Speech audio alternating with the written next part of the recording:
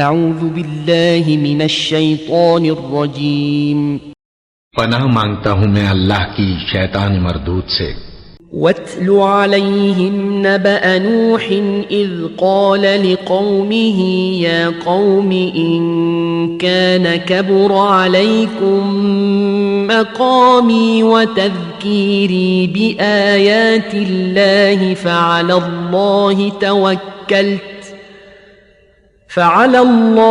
توكلت فأجمعوا أمركم وشركاءكم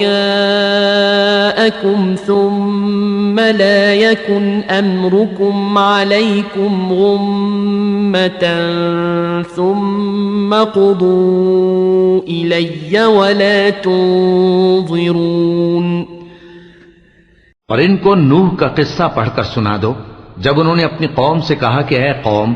اگر تم کو میرا اپنے درمیان رہنا اور اللہ کی آیتوں سے نصیحت کرنا ناگوار ہو تو میں تو اللہ پر بھروسہ رکھتا ہوں، تم اپنے شریکوں کے ساتھ مل کر ایک کام جو میرے بارے میں کرنا چاہو مقرر کر لو، اور وہ تمہاری تمام جماعت کو معلوم ہو جائے اور کسی سے پوشیدہ نہ رہے،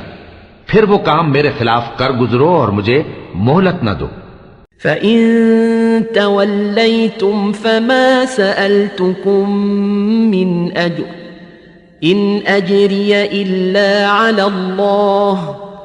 وَأُمِرْتُ أَنْ أَكُونَ مِنَ الْمُسْلِمِينَ۔ اب اگر تم نے منہ پھیر لیا تو تم جانتے ہو کہ میں نے تم سے کچھ معاوضہ نہیں مانگا، میرا معاوضہ تو اللہ کے ذمے ہے، اور مجھے حکم ہوا ہے کہ میں فرما برداروں میں رہوں۔ فَكَذَّبُوهُ فَنَجَّيْنَاهُ وَمَن مَّعَهُ فِي الْفُلْكِ وَجَعَلْنَاهُمْ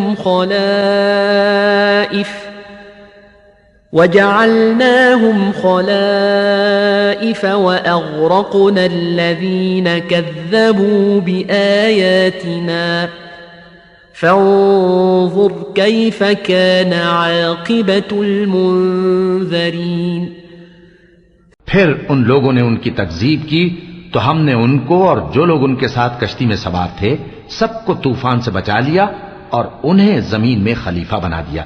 اور جن لوگوں نے ہماری آیتوں کو جھٹلایا ان کو غرق کر دیا۔ تو دیکھ لو کہ جو لوگ ڈرائے گئے تھے ان کا کیسا انجام ہوا۔